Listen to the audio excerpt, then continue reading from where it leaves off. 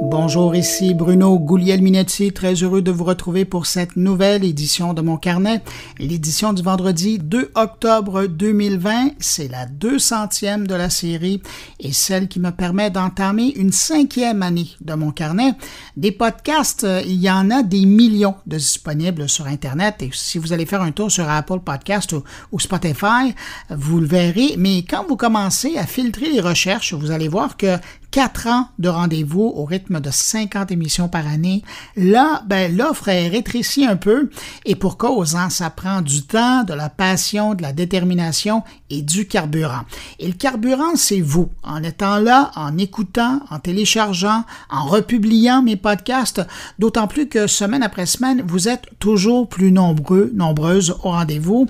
Alors, merci d'être là aujourd'hui et de m'accueillir avec mes collègues entre vos deux oreilles encore. Et puis, parlant de mes collègues, merci à eux d'être là également. Semaine après semaine aussi, ils viennent partager avec vous des informations, des rencontres, des observations, des coups de gueule à l'occasion et tout ça également avec passion. Alors, merci Jean-François Poulain, merci Stéphane Ricoul, merci Luc Serrois, merci Thierry Weber et merci Patrick White.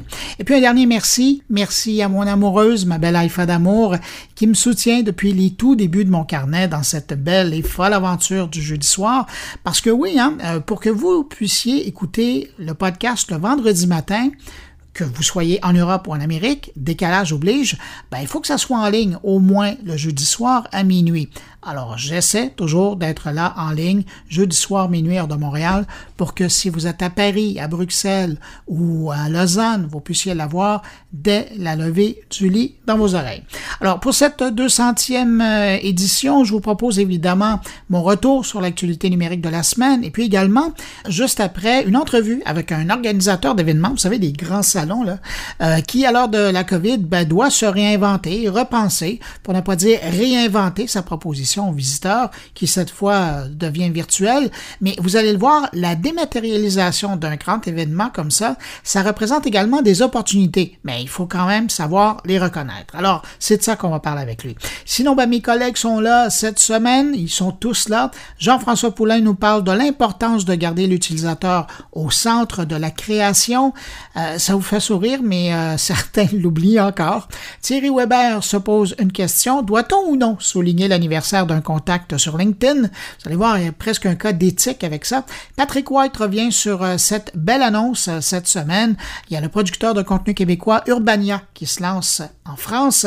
Luc Serrois aborde le défi du réseautage en temps de pandémie et Stéphane Ricoul garde le cap sur les données, mais cette fois avec un angle sur les jeux vidéo. Alors voilà pour le contenu de cette 200e édition de mon carnet.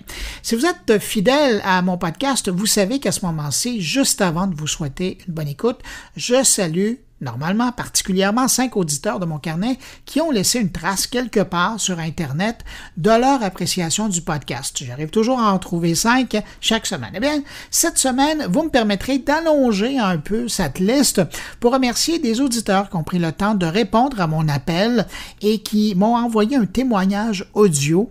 Des témoignages que vous pourrez entendre tout au long de cette édition jusqu'à la fin. Alors, salutations et merci à André Réaume de Vancouver, Bruno Conné d'Abidjan en Côte d'Ivoire, Caroline Cormier, Damien Van Actor de Belgique, Denis Talbot, Didier Godot, Fido d'Amour d'Haïti, Harold Isaac, également d'Haïti, Hervé Fécher, Jean-François Lisée, de Paris, les journalistes Jérôme Colombin et François Sorel, Jordan Chénard, le député Louis Lemieux, Marie-France Bazot, Martine Rioux, Martin Boucher, la députée Marois Risky, de Paris, Monsieur Magellan lui-même, Mathieu Gallet, Mathieu Dugal, Maxime Coutier, Patrice Lavoie, de Paris également PPC, Simon Falardeau, le podcasteur Stéphane Berthomet, l'animateur Stéphane Gasse, Vaï Kassarjian de Deloitte Digital et un pionnier du podcast au Québec, Yann Thériault. Alors à vous tous, particulièrement qui avez pris le temps d'enregistrer un fichier sonore pour souligner la 200e de mon carnet, ça me touche beaucoup. Des témoignages qu'on va entendre là, tout au long de cette édition. Merci pour votre écoute et merci d'avoir pris le temps de m'envoyer ce témoignage. Dernière chose, avant de passer à la revue de la semaine, Qu'est-ce qu'un 200e épisode sans des surprises et des cadeaux? Pour la surprise, je vous la réserve après l'entrevue de la semaine, mais pour les cadeaux, je vous invite immédiatement à participer à un concours pour remporter un des 5 laissez-passer complets pour la grande conférence Montréal Connect qui s'en vient les 13 au 18 octobre prochain. C'est un gros événement qui se passe en ligne, COVID oblige. On va retrouver des conférences, des panels et plus, notamment dans le domaine du réseautage, pour contribuer à la relance économique de différentes façons. Pour gagner un des 5 laissez-passer complets, c'est une valeur de 180 $ pour assister à toutes les activités en ligne de Montréal Connect, vous devez m'écrire à l'adresse suivante, podcastmoncarnet, en un mot, @gmail.com.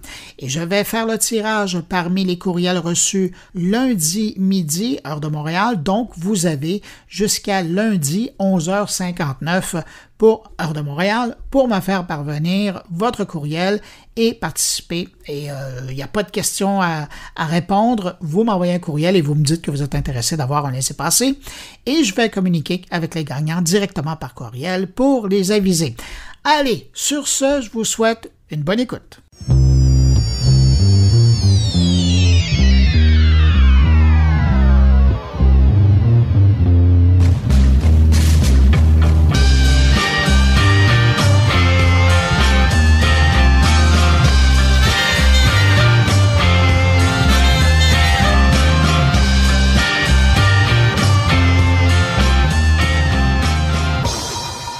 Commençons ce retour sur l'actualité de la semaine numérique avec un clin d'œil à la présentation de produits de Google une semaine après celle de Amazon. Je retiens 2 choses de cette présentation-là. D'abord, la nouveauté que je trouve la plus intéressante, c'est cette nouvelle génération de bornes intelligentes. Je parle de la toute nouvelle Nest Audio qui vient remplacer le bon vieux, entre guillemets, Google Home et qui est vraiment optimisé pour permettre une bonne expérience sonore. Les gens qui aiment la musique à un certain niveau, là, assez fort, ils vont aimer. Ceux qui aiment les basses vont aussi être ravis. Trop souvent, j'avais l'impression d'écouter le son d'une petite radio portative quand j'utilisais une borne Google Home pour écouter un podcast ou la radio. Ben, ça devrait plus être le cas avec cette nouvelle borne. Maintenant, Google a compris que les gens utilisent cette borne pour plus que chercher l'information et propose maintenant un produit abordable, ça c'est important, qui commence à rivaliser avec les excellentes bornes EcoPlus et EcoStudio d'Amazon à une fraction du prix. L'autre nouveauté, c'est la présentation de 2 nouveaux téléphones, le Pixel 5 et le Pixel 4 5G. Là encore, Google fait bien avec 2 appareils vraiment intéressants sur papier. Il faudra maintenant les avoir en main pour tester l'expérience d'utilisation. Donc, techniquement, ils ont l'air bien, mais il y a aussi le prix. Et encore là, Google se différencie avec les Apple et Samsung avec 2 appareils à prix beaucoup plus abordable que leurs compétiteurs pour des appareils de qualité. Le Pixel 5 est disponible à 800 $, le Pixel 4a 5G au prix de 680 $. Ce sont des prix vraiment intéressants pour la qualité des appareils, mais la bonne nouvelle dans le domaine des téléphones de Google, et elle n'a pas été annoncée cette semaine, mais ça remonte à il y a quelques semaines, c'est le modèle Pixel 4a qui fait presque aussi bien, mais lui est disponible au prix de 480 $.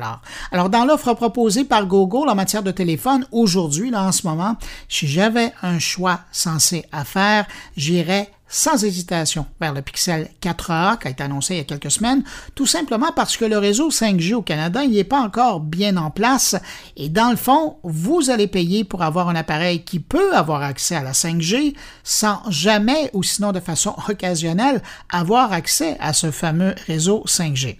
Alors voilà pour Google cette semaine. Juste avant de parler de la nouvelle controverse techno entre Washington et la Chine, quelques témoignages audio reçus de la part d'auditeurs pour l'édition 200 de Mon Carnet. Marie-France Bazot, Bruno Connet et Martin Bouchard. Ça s'appelle Mon Carnet, mais c'est tout sauf moi, une espèce de carnet narcissique ou de geek maniaque dans son coin. Non, ça parle souvent, très souvent, de la société. En fait, Bruno, tu es un des rares, c'est vrai qu'on peut vous compter sur les doigts d'une seule main, à parler de sujets numériques, mais en lien avec la société, en lien avec la politique, avec l'économie. J'aime le ton que tu utilises également. Tu ne nous prends pas pour des idiots, mais tu nous en apprends toujours. C'est vraiment très réussi et tout à fait dans mes cordes, moi qui suis vraiment idiote en ce qui concerne le numérique, mais je m'intéresse à ces sujets de société que tu développes. J'aime beaucoup le ton de ton collaborateur Stéphane Ricoul. Je voulais donc te dire bravo Bruno, bravo pour ce 200e carnet, bravo pour ta constance et ta pertinence et j'espère que tu continueras longtemps. Bonjour, je suis Bruno Koné, je suis ivoirien, entrepreneur résident à Abidjan, Côte d'Ivoire.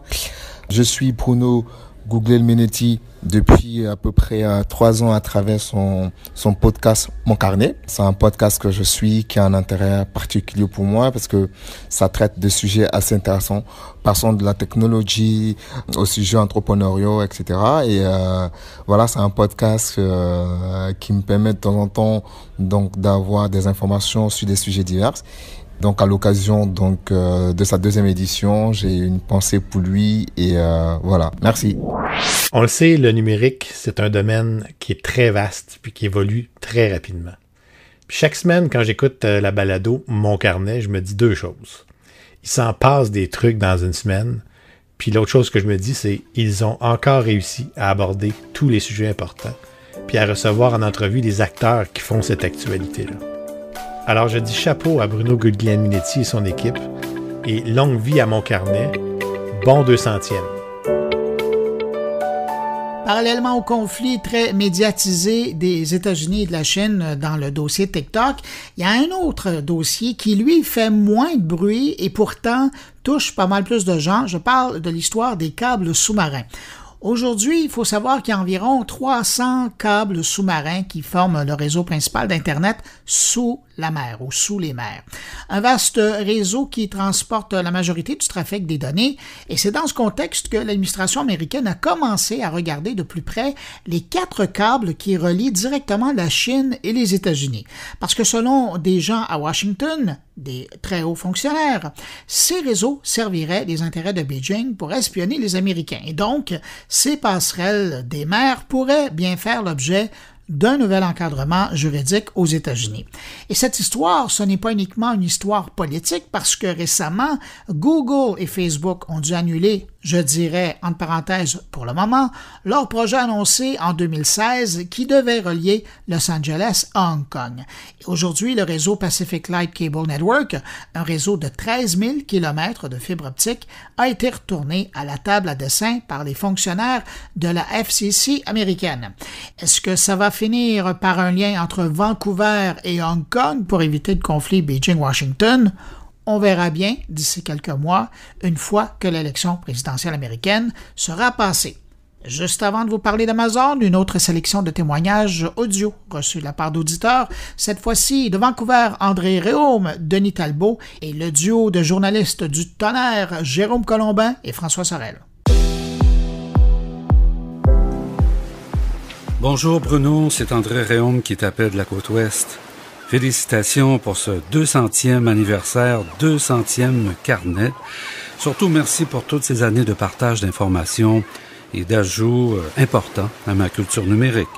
Moi, occupé de mon côté avec mes cloudcasts de musique, il me serait vraiment difficile de suivre aussi bien sans tes yeux, tes oreilles et tes claviers.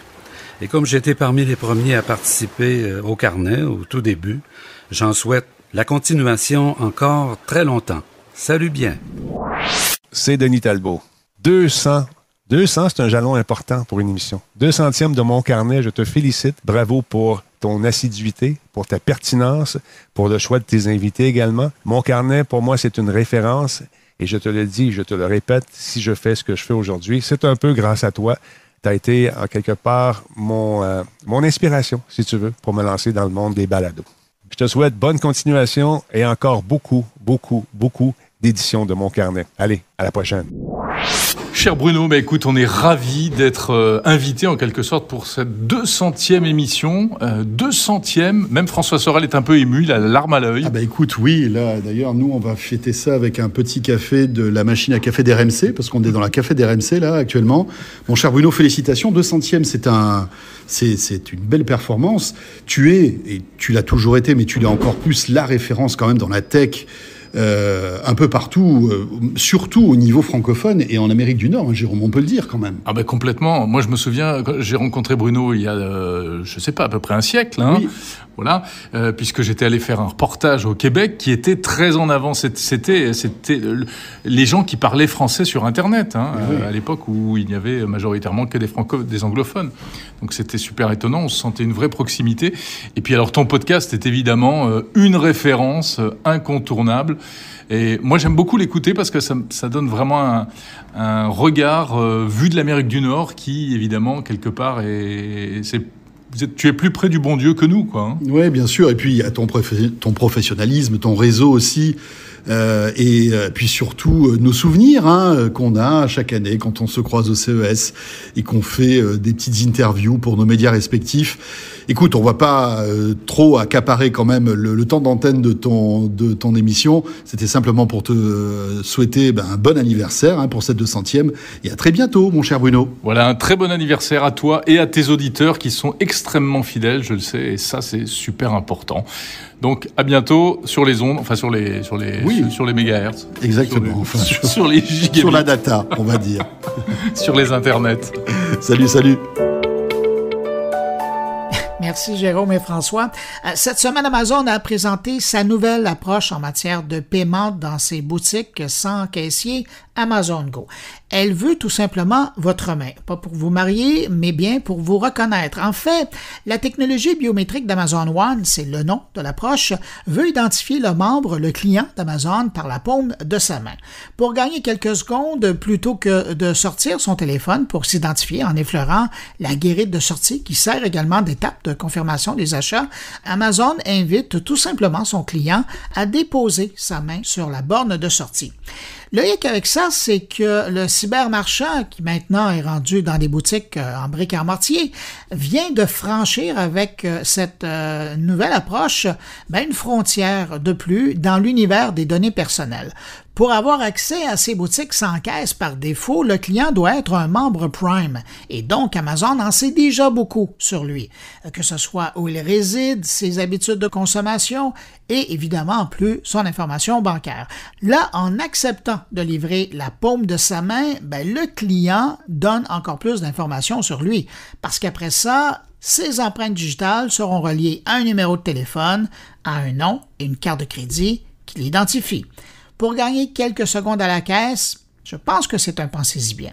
Avant de passer à la fusion des messageries d'Instagram et Messenger, quelques témoignages audio reçus de la part d'auditeurs pour la 200e de mon carnet, Damien Van Actor, Jordan Chénard et Mathieu Dugal. Bonjour Bruno, c'est Damien depuis la Belgique pour te féliciter pour cette 200e de mon carnet. Bonne fête à toi, bonne fête à ton émission et à ton podcast. C'est sans doute le podcast qui, depuis toutes ces années, accompagne mes pérégrinations aussi quand je fais du sport et quand je suis en panne d'inspiration pour voir un peu comment ça se passe à l'autre bout du monde pour moi et puis aussi un petit peu chez moi, évidemment, parce que tout ce qui se passe au Canada a des répercussions aussi en Europe, et puis ce qui se passe en Europe a des répercussions au Canada. C'est toujours avec bonheur et avec plaisir que je me cale dans les oreilles tes rencontres, tes discussions, les points de vue aussi, et puis ça souffle un peu dans les écoutilles, ça fait du bien. Donc voilà, je trouve que mon carnet, c'est un des incontournables sur la scène podcast francophone depuis Mathusalem, j'ai envie de dire, et j'espère encore pour de nombreuses années.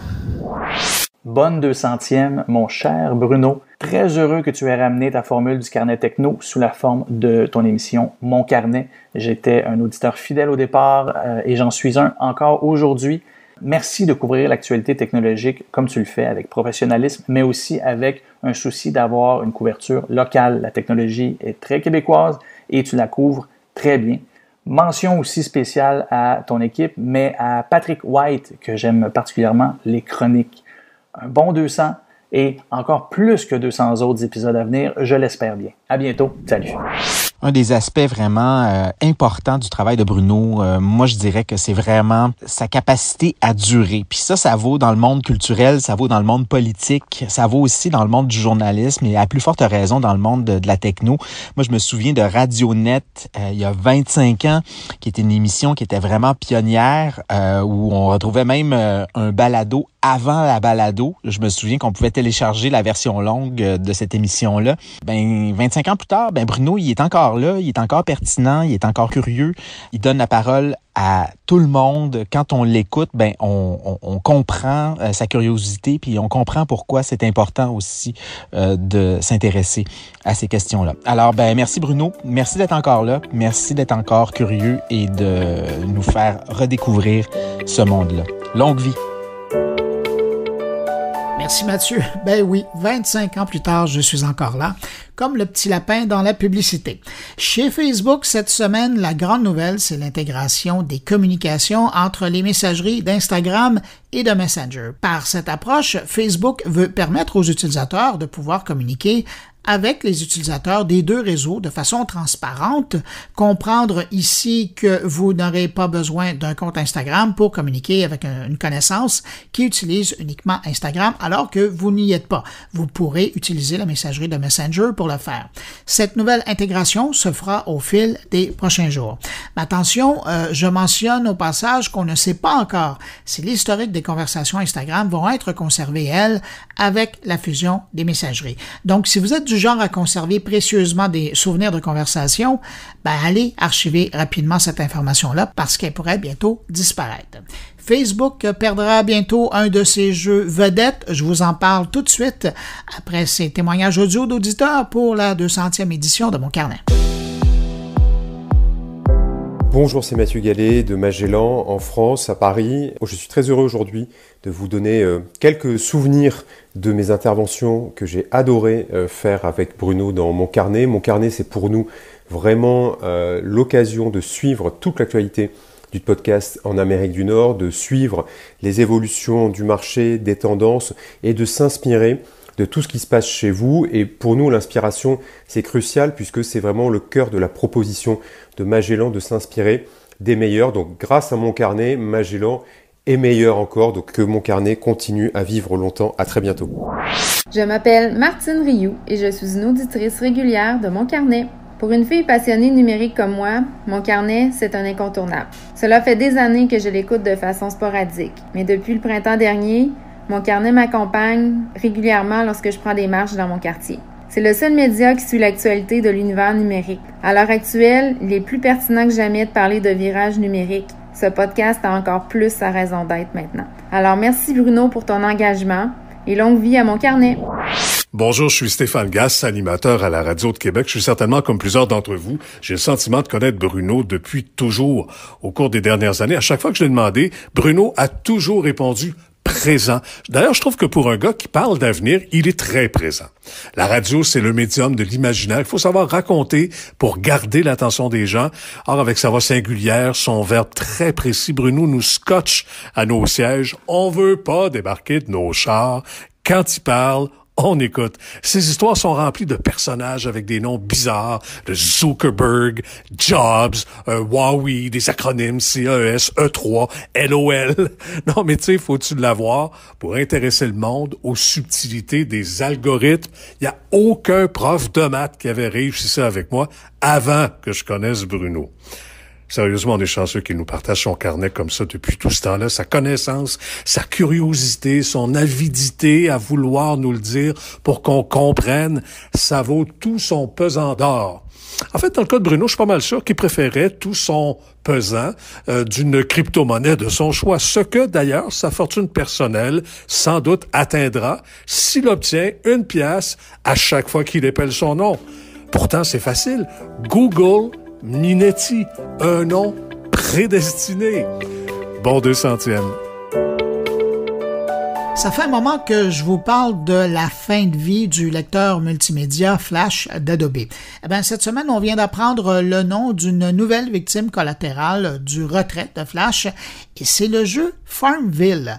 Ça vous dit probablement quelque chose, ce nom-là. En 2009, c'est devenu le premier jeu à succès de Facebook. Au plus haut de sa popularité, imaginez, Farmville comptait plus de 83 millions d'utilisateurs actifs par mois. Mais le 31 décembre prochain, Facebook cesse de prendre en charge la technologie Flash. Et après 11 ans en ligne, l'éditeur Zynga doit tirer la plug sur son jeu vedette. Et d'ailleurs, à compter du 17 novembre, il sera plus possible de faire des transactions à partir du jeu pour acquérir des éléments du jeu. En parallèle de cette triste annonce, l'éditeur tient à remercier les millions de joueurs qui, pour beaucoup d'entre eux, étaient là dès le début du jeu sur Facebook et ont contribué à bâtir une incroyable communauté internationale. Mais bon, si vous êtes un amateur de Farmville, sachez que vous ne perdez pas tout. L'éditeur du jeu annonce du même coup la sortie du jeu Farmville 3 en version mobile et ça devrait arriver bientôt. Après ces témoignages d'auditeurs de mon carnet, je vous propose les chiffres les plus récents sur l'écoute de podcasts par les francophones au Canada et ça vient tout juste de sortir. Wow! 200e édition de Mon Carnet. Chapeau, Monsieur G! J'avoue que le député que je suis devenu passe un petit peu moins de temps à t'écouter, même si c'est une balado qu'on peut ramasser n'importe quand. Hein. Mais t'as tellement changé ma vie. T'as tellement réussi à m'accrocher. Je t'en souhaite 200 autres, Bruno. Lâche pas. C'est Marois Risky, députée de Saint-Laurent. Bon 200e édition de Mon Carnet, une émission que j'adore. Pourquoi? Parce que c'est un 360 de la revue numérique d'actualité internationale, vraiment sous une forme qu'on est capable de bien comprendre les différentes applications de nouvelles technologies et même quand on est une profane comme moi dans certains domaines numériques, c'est très très facile de rapidement saisir les enjeux et de comprendre au fond les nouvelles technologies. Mon émission préférée, c'est celle avec Jean-Luc Mongrain. Pour moi, c'est un monument du journalisme et c'était tout simplement succulent d'entendre Jean-Luc Mongrain nous confier son grand retour via les réseaux sociaux. Bonjour, ici Jean-François Lisée. Je tenais à vous dire pourquoi moi j'aime le carnet de Bruno. Parce que ça m'intéresse la technologie, mais je suis pas un expert. Alors il faut qu'on me l'explique dans des mots simples. Il faut qu'on me tire vers le haut. Il faut faire en sorte que les nouveaux produits, les débats sur les réseaux sociaux me soient expliqués comme si j'étais le vieil oncle de Bruno qui s'intéresse mais qui connaît pas tous ces nouveaux mots-là. Alors, pourquoi j'aime Bruno? Parce que c'est un grand vulgarisateur. Et ça, on en a besoin. Merci, Bruno. Merci pour ces bons mots. Et puis, avant de terminer ce petit survol de l'actualité numérique de la semaine, je voulais absolument mentionner la publication d'une enquête sur la balado-diffusion au Canada. Et je suis en parler parce que cette enquête de l'Observateur des technologies médias de CBC Radio-Canada propose un volet francophone à son enquête et permet donc enfin d'avoir finalement des vraies données, pas de l'extrapolation à partir de l'utilisation de la population anglophone du Canada. Bref, selon l'OTM, au Canada, 1 francophone sur 6 écoute des podcasts. Et je vous dirais qu'en regardant leurs chiffres de plus près, on est vraiment tout près de pouvoir dire 1 francophone sur 5. Le taux de pénétration de la balado dans le paysage audio des francophones est en forte croissance depuis quelques années. On est passé de 10% en 2017 à 17% en 2019. Et si on regarde la courbe et l'offre actuelle, on est probablement rendu en 2020 à 19%. De là, mon estimation précédente d'un francophone sur 5 qui écoute de la balado au Canada. Comme ailleurs dans le monde, les francophones qui utilisent les transports en commun pour leurs déplacements quotidiens ou qui effectuent ces déplacements à pied sont plus portés à écouter des podcasts, ce qui explique qu'un bon nombre de balados ont connu une baisse durant le confinement lors de la première vague de la pandémie. Et c'est le cas particulièrement dans les balados qui sont de courte durée, les balados de plus longue durée comme Mon Carnet par exemple, qui fait facilement 1 heure, ça, semble-t-il qu'on est n'écoute pas ça en marchant, ou sinon, c'est quand on fait des grandes balades pour la santé. En tout cas, moi, je regarde les chiffres et ça n'a pas tellement baissé de mon côté et je vous en remercie pour votre fidélité, pour m'avoir intégré dans vos activités pendant la pandémie à la maison ou en confinement. Je reviens à l'enquête. La politique et les nouvelles sont les deux genres de podcasts les plus écoutés par les auditeurs francophones au pays. Cela étant dit, ceux qui écoutent des balados d'actualité ou de politique disent rarement que ce sont ces podcasts-là qui sont leurs podcasts favoris, sauf qu'il y a tellement de monde qui en écoute comme deuxième, troisième ou quatrième choix que finalement, ça devient les podcasts les plus écoutés. Ils vont plutôt parler de podcasts d'humour comme étant leur podcast préféré. Fait intéressant, 45% des répondants francophones disent aimer davantage les podcasts qui font plus de 30 minutes. 25% disent même apprécier plus les podcasts qui font jusqu'à 60 minutes. Ça me fait plaisir. Le format de 10 minutes ou moins est seulement vraiment apprécié par 13% des répondants. Et en passant, les jeunes auditeurs ont une préférence pour du contenu de plus longue durée. Ça, c'est intéressant parce qu'on en parle rarement. C'est pas la perception qu'on a. Finalement, c'est principalement par les médias sociaux et les recommandations de leur entourage que les auditeurs francophones découvrent de nouveaux contenus en balado-diffusion. Alors voilà, si ça vous intéresse, vous allez faire un tour sur le site de l'OTM et vous aurez un résumé de cette étude. Avant de passer à l'entrevue de la semaine, encore des témoignages audio reçus de la part d'auditeurs pour la 200e édition de Mon Carnet. Salut Bruno, c'est Stéphane Berthomé du balado L'ombre du doute. Alors moi, ce que j'aime particulièrement dans ton balado, c'est d'abord la variété des sujets. C'est le nombre de choses qu'on peut apprendre dans une seule émission, ça c'est fascinant. J'aime beaucoup les entrevues de fond aussi parce que je trouve que c'est souvent très intéressant. Et puis mon chroniqueur préféré, c'est Thierry Weber parce que j'aime la simplicité avec laquelle il parle des produits ou des actualités. Enfin, mention spéciale pour Patrick White, que je trouve vraiment super pertinent et intéressant dans ton balado. Bonne chance et bonne route pour cette 200e. Bye. Bonjour Bruno, je suis Fito Damon, je vis en Haïti. Je suis un mordu des technologies. Je suis un fan inconditionnel de votre podcast qui me tient toujours informé de toutes les dernières actualités technologiques, votre vision des choses. Je vous souhaite bonne continuation.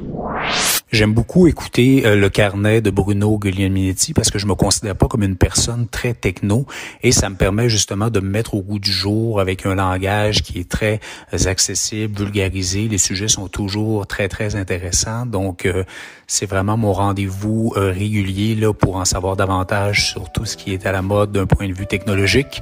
Merci beaucoup Bruno. Continue le bon travail. On aime beaucoup ça. Cette semaine, je pensais aux nombreux salons thématiques, salons et foires, là, qui marquent normalement nos calendriers, que ce soit le salon du livre, le salon de l'habitation ou le salon de l'auto. Et je me suis dit que pour ces gens-là, ça devait être un véritable casse-tête d'adapter leur événement en format numérique à défaut de les annuler. C'est donc dans ce contexte-là que cette semaine, je vous propose une rencontre avec Éric Boutier. Il est le fondateur et président de l'événement Carrière, le groupe qui organise depuis une vingtaine d'années le Salon de l'emploi et de la formation continue qui se déroulait normalement au Palais des Congrès de Montréal. Pandémie oblige, l'organisateur a donc dû réinventer sa proposition aux visiteurs, qui est maintenant en ligne, mais également aussi son approche avec les exposants. Mais cette version en ligne, ça peut aussi amener des opportunités pour ceux qui peuvent les voir, et c'est de ça aussi dont je voulais parler avec le grand patron on peut le dire comme ça maintenant, du tout premier salon virtuel de l'emploi et de la formation continue du Québec, et qui aura lieu en ligne du 7 au 16 octobre prochain. Éric Boutier, bonjour. Oui, bonjour. Éric Boutier, les gens qui avaient l'habitude de visiter le Salon de l'emploi et de la formation continue, normalement se rendaient au Palais des Congrès. Mais là, cette année, avec la nouvelle édition qui va se passer du 7 au 16 octobre, les gens vont pouvoir rester chez eux. Oui, tout à fait. Avec les circonstances qu'on connaît en ce moment, on a virtualisé à 100% notre événement. Donc maintenant, il est en ligne. Il va être en ligne du 7 au 16, comme vous le disiez, avec 2 journées de clavardage, le 7 et le 8.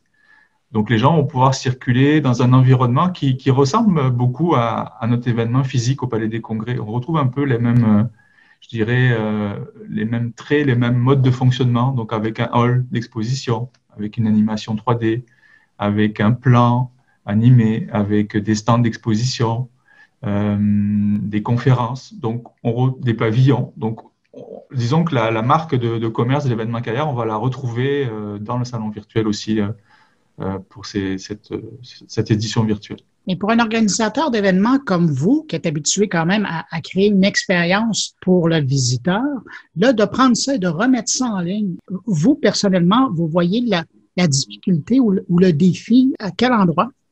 La difficulté, elle est à deux niveaux, je pense. Elle est au niveau de l'utilisation des technologies. C'est sûr que là, surtout pour les entreprises qui participent, qui avaient l'habitude de participer à des salons présentiels, c'était un mode de fonctionnement. Ils avaient leur modus operandi, leur stand, leur kiosque, elles circulent d'un salon à l'autre.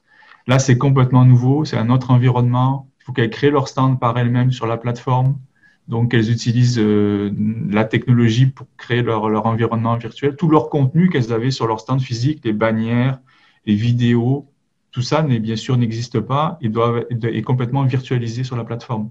Donc, c'est du contenu qu'elles ont déjà, mais quand même qu'il faut qu'elles adaptent pour le salon virtuel. Donc, ça, c'est un changement important en termes d'organisation. Et il y a un changement important en termes de communication.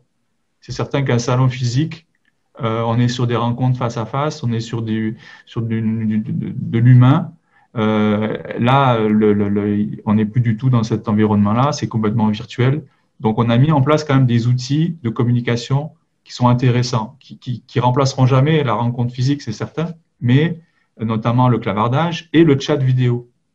Donc, le chat vidéo, c'est quand même un outil intéressant qui permet de converser avec le candidat en direct, de pouvoir discuter avec lui d'opportunités d'emploi, de carrière, parce que c'est quand même un salon orienté sur la carrière. Et voilà, donc ça ne remplacera pas le contact physique, mais quand même, les nouvelles technologies ont tellement évolué avec ces derniers mois que les outils qu'on met en place sur le salon, je pense, vont permettre quand même de créer un lien humain. Oui, puis les visiteurs virtuels, ils ont eu 7 mois pour se préparer à avoir une bonne présence à l'écran. Exactement, exactement. Mais de l'autre côté, le salon, d'habitude, il est à Montréal, il est au Palais des Congrès. Donc, idéalement, c'était des gens de la région de Montréal qui venaient. Là, vous l'offrez en ligne. C'est une autre opportunité. Ça veut dire que je pense à des Français qui pensent venir s'installer au Québec, des Belges, des Suisses. Quand on regarde des gens, ou même des gens de Québec qui seraient intéressés à déménager, ça veut dire une nouvelle opportunité pour un organisateur d'événements comme vous. C'est d'aller chercher des gens qui ne sont pas nécessairement votre clientèle habituelle. Oui, tout à fait. En fait, la clientèle exposante, elle était déjà là. Donc, on avait beaucoup d'exposants qui venaient des régions, notamment, régions éloignées, à Montréal. Mais maintenant, ce qui est nouveau, c'est que ces employeurs-là, ils sont là, effectivement, mais ils vont pouvoir rejoindre des gens à travers la province. Donc, d'où l'intérêt de la plateforme virtuelle, parce que notre campagne de communication, elle est vraiment nationale. Avant, on était quand même très montréalais, si on veut, ou la grande région métropolitaine, puisque la clientèle se déplaçait. Maintenant, je vois déjà dans les inscriptions, on a des gens de partout, du Bas-Saint-Laurent, du Saguenay, des Laurentides, de la capitale nationale. Donc, je pense que pour un employeur, c'est intéressant parce que ça élargit son bassin de potentiel de candidats et compte tenu maintenant de la nouvelle réalité qu'on vit du télétravail, on peut très bien être un employeur à Montréal et embaucher quelqu'un à Québec qui va rester à Québec et travailler de Québec, dépendamment des emplois. C'est sûr qu'il y a des emplois qui nécessitent une présence sur place. Si on travaille dans la santé, on ne peut pas faire de télétravail, mais il y a d'autres emplois, en TI par exemple, où on pourrait très bien travailler de n'importe où à travers la province pour un employeur qui est n'importe où finalement aussi. Donc ça, c'est la beauté de la chose. Puis vous abordiez tout à l'heure le défi, il y a quand même un défi technologique, mais là, écoutez, on ne parle pas d'un événement où il y a 20 exposants. Là. Vous avez 175 exposants. C'est du volume à traiter, ça. Oui. Parce que on en avait 175 la semaine dernière, on est rendu à 215 aujourd'hui. Donc, c'est vraiment un très, très gros salon. Des employeurs de tout ordre, vraiment, des entreprises gouvernementales type Hydro-Québec, du gouvernement du Québec, Revenu Québec, des entreprises privées, c'est très, très varié. Donc, des entreprises en région, des entreprises, des PME. C'est une diversité. On a plus de 8000 offres d'emploi, ce qui est quand même énorme. Pour un salon en pleine crise, si on veut, qu'on vit en ce moment, il y a encore de la pénurie de main-d'œuvre. Il y a encore des difficultés de recrutement pour certains secteurs d'activité. Pas tous, on sait qu'il y a des secteurs malheureusement qui sont en grande difficulté, mais il y a des secteurs qui sont encore en forte demande. Et c'est pour ça que c'est intéressant parce que c'est à la fois pour trouver un emploi, mais aussi de la formation continue. Donc, à la limite, justement dans les cas, et on le voit, vous le dites, là, de ce temps-ci, il y a des domaines qui sont pris à mal. Bon, ben, il y a des possibilités d'avoir de la formation pour peut-être justement se réorienter.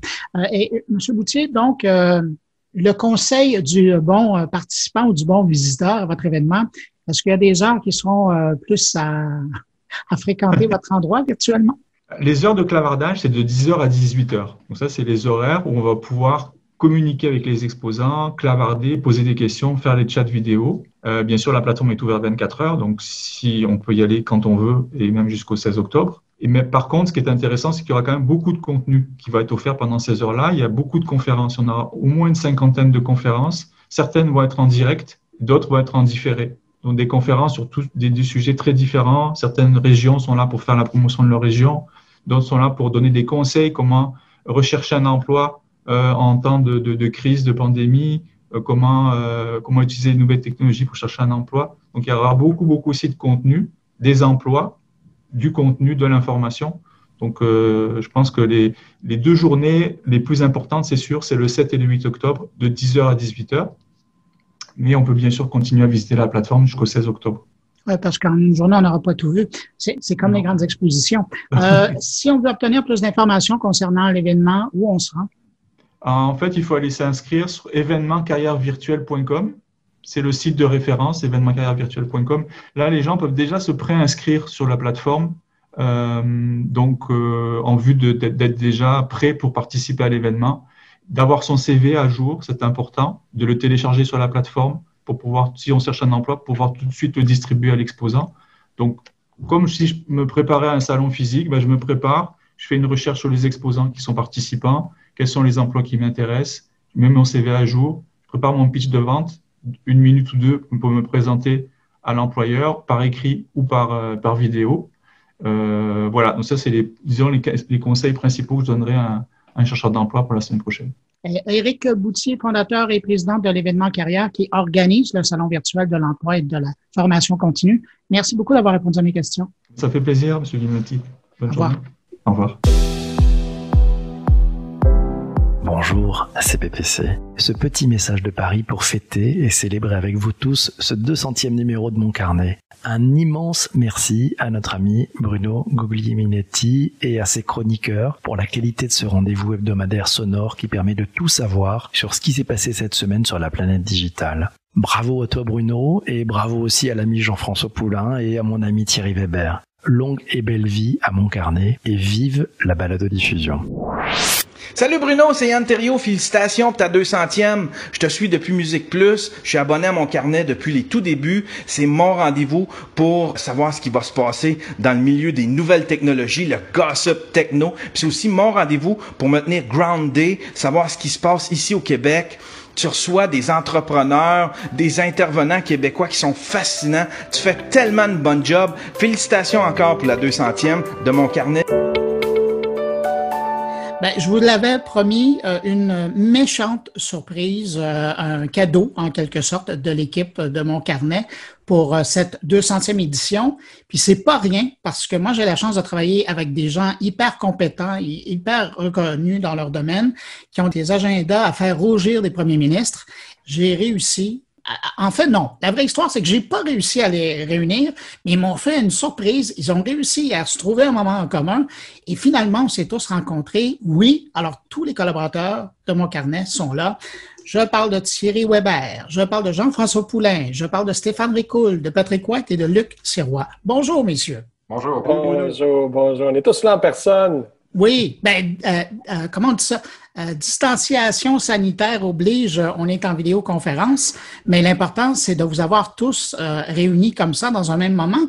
Je suis curieux de voir avec vous, évidemment, je ne vous ferai pas parler de mon carnet parce que chaque semaine, vous êtes là pour parler de différents sujets, mais pour vous, le défi, parce que chacun dans vos domaines personnels, là, vous parlez, vous vulgarisez des différents aspects de la vie numérique. Puis je serais curieux de savoir, c'est quoi le défi pour vous quand on vient de parler parler des domaines. Tu sais, je pense à Patrick White, qui est dans le domaine de la communication, du culturel, du journalisme.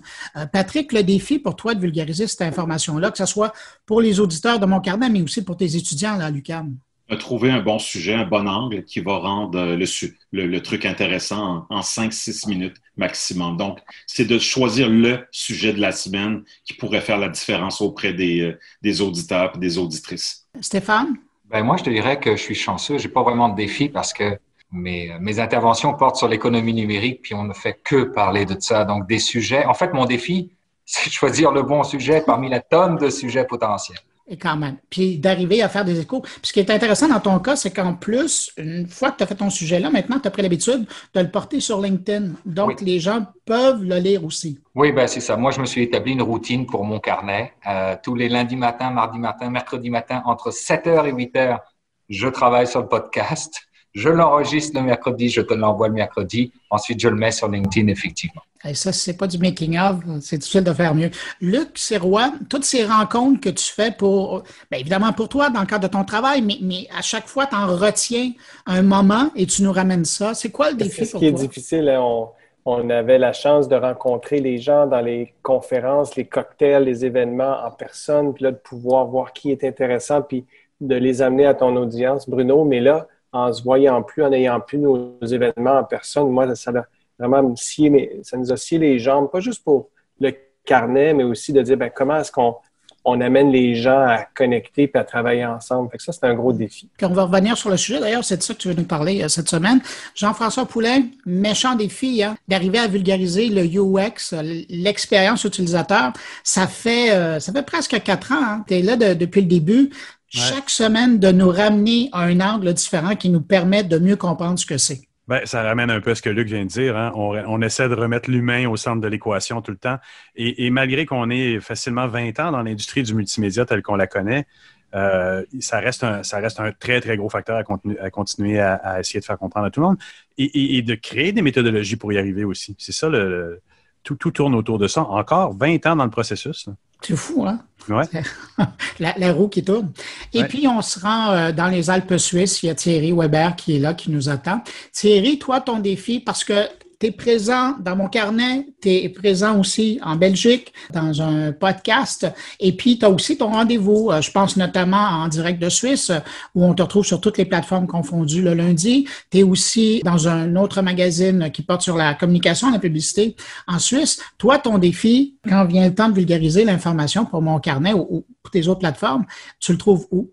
Alors le défi, c'est le temps. Hein. Pour un Suisse, c'est drôle de parler de temps et d'horaire, de plage horaire, parce qu'effectivement, c'est autant un défi qu'une contrainte de pouvoir produire autant de contenu, mais j'y prends beaucoup de plaisir. Et puis, tu le sais, hein, Bruno, avec notre collègue français, je pense à Bertrand, on a un petit peu initié cette mode, et Dieu sait que j'aime pas le terme, du podcast, et ça m'a toujours plu. C'est un format qui m'a toujours parlé.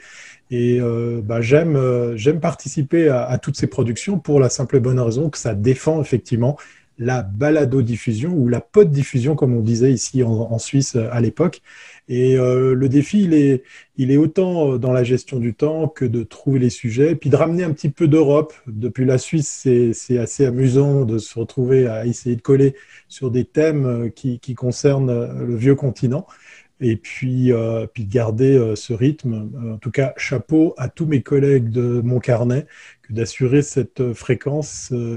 Et puis, comme si ça suffisait pas, tu l'as cité effectivement dans un des contenus sur lesquels je collabore, j'ai pris l'initiative un peu folle de faire des contenus tous les jours, du lundi au vendredi en live. Donc voilà, mes plages horaires de libre sont en train de fondre comme neige au soleil. Au grand malheur de tes clients d'ailleurs. Mais bon, c'est un choix qu'on fait à un moment donné. Alors, sur ce petit mot, ce que je vous invite à faire, c'est qu'on va reprendre le rythme qu'on leur offre aux gens qui décident de nous accueillir entre leurs deux oreilles chaque semaine, et on va donc chacun son tour présenter son matériel. Alors, on va faire, c'est rare que je peux faire ça. Qui veut commencer? C'est moi qui vais devoir décider, comme d'habitude. OK. Alors, tiens, Luc, on va commencer avec toi, Luc Sirois. Cette semaine, tu nous parles justement de l'événementiel dans le virtuel. Ben oui, parce qu'on s'imagine qu'un événement, c'est de transmettre de l'information, d'avoir des conférenciers qui s'expriment sur un sujet, tout ça, puis c'est sûr que c'est ça, mais on se rend compte maintenant face à la possibilité de vivre en confinement longtemps ou de vivre dans un mode post-COVID, on a besoin de se réinventer sur comment on organise nos événements, comment on se réunit pour apprendre l'un de l'autre, connecter les uns avec les autres, s'alimenter, faire des conférences, des 5 à 7. Donc, les événements professionnels, là, c'est sûr que je ne parle pas des événements du divertissement, et là, on réalise à quel point le contenu est important, mais l'humanisation, la mise en scène, il y a comme un rituel à mettre en place qui fait que des événements touchent les gens, créent les étincelles requises, créent les connexions requises, puis aussi créent des interactions entre humains. Jean-François. Évidemment, il parle d'humain, j'interviens. Non, mais c'est vrai que dans les événements, la plupart du temps, ce qu'on s'aperçoit, c'est qu'on fait beaucoup plus dans les corridors qu'on fait dans les conférences. Dans les conférences, c'est quelque chose qui est plus facile à dupliquer. On peut filmer quelqu'un, le mettre dans une vidéo, ou on en suit vraiment aussi beaucoup sur YouTube. Mais pour nous qui sommes des développeurs d'affaires, on rencontre les gens dans les corridors, on leur parle. Et ça, je pense qu'on n'a pas encore réussi à trouver, de numériser cette façon de faire, de recréer l'anodin, de recréer l'informel entre les humains. C'est pas encore là. Stéphane Ricoul? Je suis d'accord avec toi. On n'a pas recréé le corridor en virtuel, mais on a créé quelque chose que je trouve extraordinaire grâce au virtuel. C'est qu'aujourd'hui, on peut avoir des conférenciers de partout dans le monde dans 1 heure. C'est vrai. Puis ça, là, je trouve que c'est pour vous savez que j'ai une petite carrière en arrière de moi d'organisateur événementiel. Pour les organisateurs d'événements, c'est extraordinaire de pouvoir avoir quelqu'un en même temps de l'Australie, des États-Unis, puis de l'Afrique du Sud. Là. Écoute, on revient d'une conférence avec Luc de Brabander, un conférencier international avec nous comme ça. Cet été, le camp d'été, le camp IAD, les jeunes de tout le Canada étaient là, ce qui était inimaginable, puis de tout le Québec, c'était inimaginable. Et le nombre de personnes avec lesquelles on est capable de connecter maintenant, c'est 10 fois. Patrick, dans le monde de la communication, est-ce que c'est un avantage aussi? Moi, je suis dans le domaine de l'enseignement surtout. Alors, les universités, on est touché au premier pied. On n'avait jamais donné de cours avec Zoom avant le 13 mars dernier, bien qu'on savait que l'outil existait. Alors là, on est inondé de Zoom. Il y a quand même le quart des cours qui se donnent en personne à l'UQAM. Donc, c'est un moindre mal. Mais c'est sûr que le côté humain n'est plus là, c'est-à-dire les cafés étudiants sont fermés, les contrôles de sécurité sont compliqués. Donc, le côté humain manque vraiment autant aux étudiants qu'aux professeurs, mais on a réussi à s'en sortir en étant bien formés, en étant capable d'utiliser les bons outils pour communiquer avec les étudiants, aussi avoir des bons invités dans les cours, et c'est plus facile de les avoir comme ils ont pas à se déplacer aussi. Thierry Weber? Oui, j'allais vous poser une question parce qu'en fait, j'avais cité l'exemple du CES qui doit se réinventer. On parle de l'exemple des couloirs, la rencontre physique.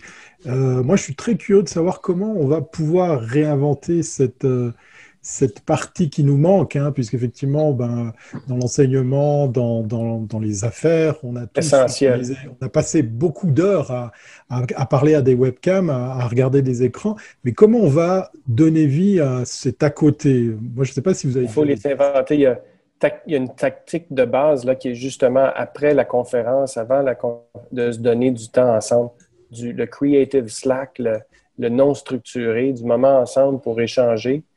Peut-être, c'est simple, mais ça fait une immense différence. Comment on fait ça? Simplement un peu de temps après les conférences et puis là, dans des groupes pas trop grands. Et là, la clé, c'est ça ce qui est nouveau, c'est un nouveau métier. Dans un corridor, les gens s'animent entre eux, se parlent entre eux, ça se passe tout seul. Là, ça prend l'aide de quelqu'un qui fait parler les gens parce que c'est plus difficile en Zoom.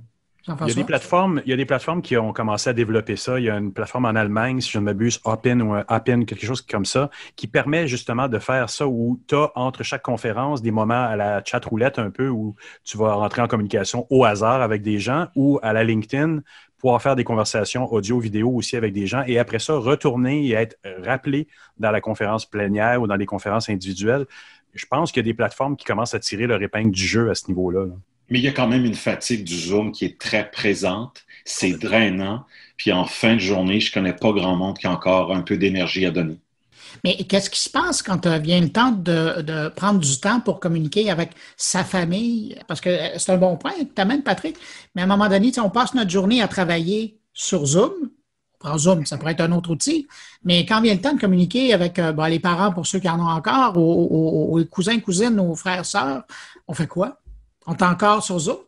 Je pense que ça revient à une éthique personnelle que les gens n'ont pas encore mis en place correctement. Il y a beaucoup d'entreprises avec lesquelles j'ai été mis en contact dernièrement qui m'ont dit les temps de transport le matin ont été transformés en temps de réunion. Donc, au lieu d'être de 8 à 9 dans le métro ou à prendre l'air en autobus ou à pied, on fait des meet-ups, on fait des rencontres. Ça devient étouffant. Je pense qu'à quelque part, les entreprises vont devoir faire hyper attention à donner le droit à la déconnexion, à donner le droit aux gens de dire 9 à 10, 10 à 11. Prenez-le pour vous. Mais arrêtez d'aligner des meetings. Je pense que c'est une responsabilité personnelle de dire je refuse 9 à 10, je vais prendre une marche, je vais faire du yoga, puis je continuerai plus tard. Là. C'est intéressant ce que tu dis parce que Microsoft, cette semaine, a présenté justement cette approche du moment. Ce qu'ils appellent, c'est du commuting. Alors, ils ont intégré ça maintenant et c'est justement pour permettre aux gens de décrocher. Alors, quand même. Hein?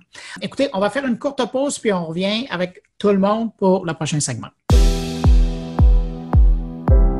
Bonjour, moi ce que j'aime du podcast Mon Carnet, c'est vraiment la revue de presse qui est courte. Et aussi la présentation des sujets. Ça me permet rapidement de voir quels sujets vont m'intéresser, sur lesquels je vais prolonger mon écoute ou quelles nouvelles technologiques je vais porter mon attention en fonction de mes intérêts pour la prochaine semaine.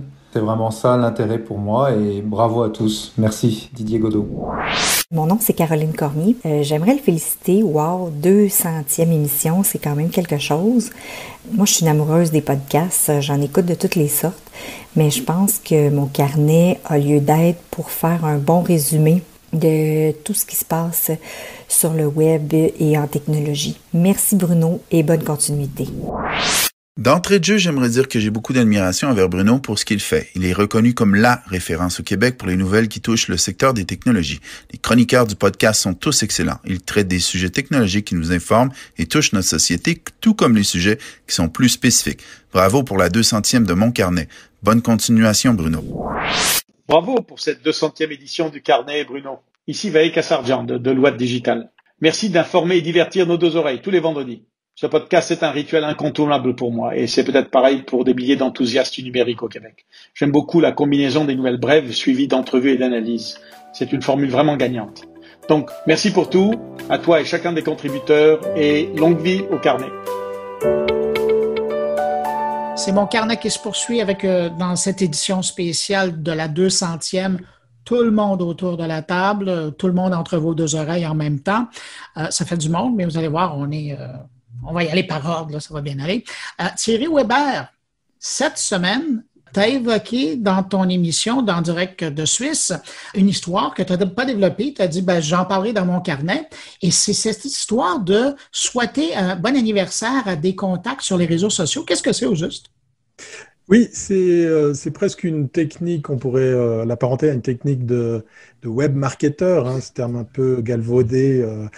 On va pas parler des exemples français, mais voilà. Je suis parti d'une idée toute simple qui était de me dire, pourquoi pas entretenir mon réseau de façon soft, naturelle, sans intrusion. Et j'ai utilisé une technique qui m'est pas propre, hein, qui est pas nouvelle non plus, c'est de tout simplement, à heure et à jour fixe, de souhaiter bon anniversaire aux personnes de mon réseau. Alors, pour poser le décor et puis après vous amener à la question sur laquelle je suis très heureux de pouvoir partager avec vous cette grande interrogation, je suis parti donc de LinkedIn. Le LinkedIn, pourquoi? Parce qu'on a tous renseigné son poste, son titre et peut-être même son âge, ou en tout cas sa date d'anniversaire. Il suffit d'avoir au moins le jour et le mois pour, grâce à des API, à des petits programmes, des petits process, de déclencher une action. Et voilà, mon CRM le fait de façon automatique. Et je dois dire que 9 fois sur 10, je suis très surpris quand je reçois un mail de retour dans mon réseau pour me dire « Ah, c'est sympa, merci pour le petit message ». En fait, cette petite action déclenche un envoi de mail dans lequel il y a une vidéo dans laquelle je souhaite bon anniversaire à mon réseau. Rien de bien méchant, vous me direz. Sauf que, voilà, dans mon réseau, il y a une personne qui m'a demandé de la retirer de ma mailing list. Alors, il ne s'agit pas d'un envoi de courriel publicitaire, il ne s'agit pas d'un abonnement, il s'agit, comme je vous le disais, d'un petit système qui déclenche une action pour envoyer un truc très gentil qui est juste de souhaiter bon anniversaire. Et ce qui m'a fait tousser, et j'ai toujours pas répondu à cette personne, c'est que je suis allé voir son profil LinkedIn et je tombe sur son CV dans lequel j'apprends, en tout cas je réalise à nouveau que c'est une spécialiste de l'email marketing, qu'elle est basée en Suisse, que c'est une dame qui a travaillé dans des grandes agences que je connais bien par une de mes nombreuses casquettes. Et là, je suis à vous poser la question, chers collègues, que dois-je lui répondre, sachant qu'elle devient de plus en plus virulente dans ses propos. Effacez-moi de votre base de données, je veux pas être dans votre mailing list, etc., etc. Et à la base, rappelez-vous, j'ai juste envoyé un petit mail pour lui souhaiter bon anniversaire. Et très souvent, je suis le premier surpris et le premier content de voir que dans mon réseau, les gens prennent le temps de me répondre pour me dire « Ah, c'est sympa, merci ». Sympa le coup de la vidéo, tiens, on se boit un café. Et c'est là, en fait, le but qui était caché derrière cette opération, c'est de rappeler au bon souvenir que nous sommes en connexion. Parce que oui, bien sûr, j'alimente mon LinkedIn, j'alimente tous les autres réseaux. Mais là, on est dans quelque chose d'un peu plus personnalisé, un peu plus authentique. Et je ne sais toujours pas quoi répondre à cette dame parce que je suis tombé des nues par rapport à sa réaction. J'ai l'impression qu'elle souffre du syndrome de l'arroseur arrosé. Stéphane Ricoul? Moi, j'aurais peut-être une piste de réponse potentielle pour cette personne-là. Premièrement, il faut lui répondre que oui, tu vas accéder à sa demande de la retirer de ta liste, mais je pense qu'il faudrait que tu lui poses une question si elle a conscience qu'elle avait renseigné sa date d'anniversaire dans son réseau professionnel. Oui. Et là, je pense que ça va engager une conversation avec elle parce que quand tu renseignes, quand tu donnes de l'information sur toi, il faut t'attendre à un retour par rapport à l'information que tu donnes. Va voir mon profil LinkedIn, tu ne trouveras pas ma date d'anniversaire. Va voir mon profil Facebook, tu ne trouveras pas ça non plus. Moi, je le sais que plus je donne de la data, plus je m'expose. Oui. Donc, je lui poserai cette question-là si elle avait cette conscience-là qu'elle s'exposait en donnant cette data à un réseau social. Bonne question.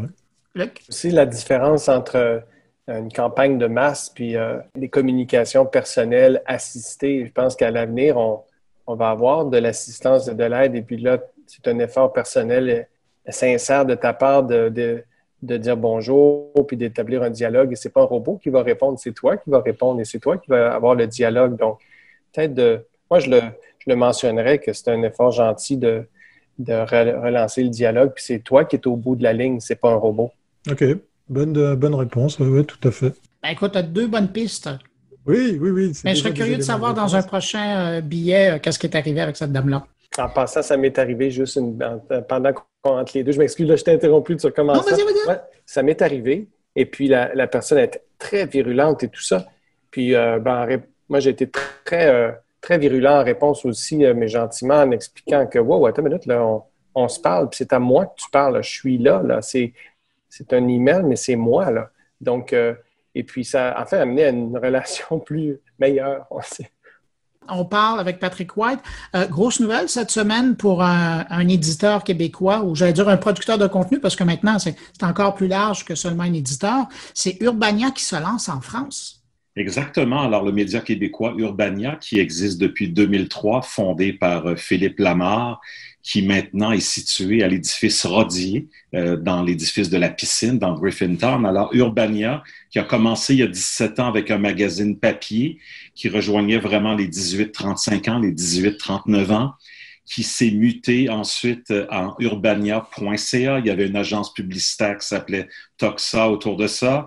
Et aujourd'hui, c'est rendu un producteur d'émissions de télé essentiellement. Le site web est resté évidemment, avec beaucoup de contenu de marque, beaucoup de vidéos également et des super belles plumes, des raconteurs d'histoires comme Hugo Meunier, Judith Lucier qui a été là très longtemps. Et là, on se lance en France.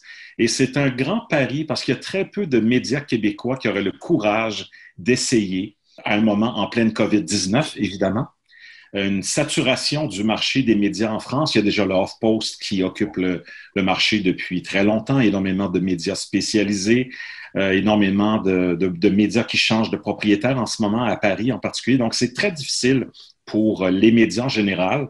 Et ce qu'ils ont fait, c'est qu'ils vont commencer petit avec 4 journalistes, une quinzaine de pigistes. Le site est déjà là, c'est urbania.fr. C'est du contenu franco-français, écrit par des Français, pour des Français. Évidemment, beaucoup de vidéos, beaucoup de contenu de marque, du contenu culturel, évidemment. Et c'est Florent Peffer, qui est le directeur général d'Urbania FR. Ils sont déjà en train de produire du contenu pour Arte, pour France Télé, donc des productions audiovisuelles à destination des petits et grands écrans. Il y a un contenu là, donc, qui se fait.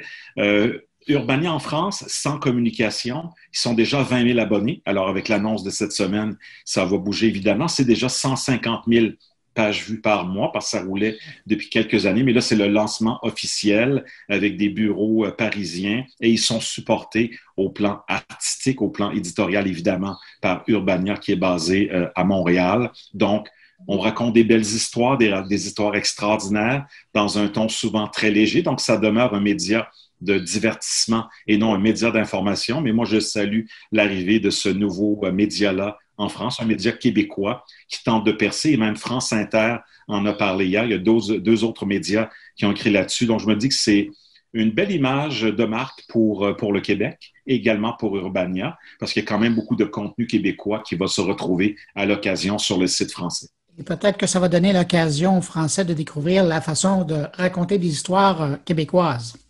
De façon plus simple et évidemment, c'est la force et l'ADN d'Urbania de raconter des histoires de façon non standardisée. Alors ça va surprendre bien du monde. Stéphane. Ouais, Patrick, j'ai une question pour toi. En fait, c'est pas forcément lié à Urbania, mais ça m'y a fait penser parce que tu parlais de la saturation dans le domaine des médias et notamment des magazines.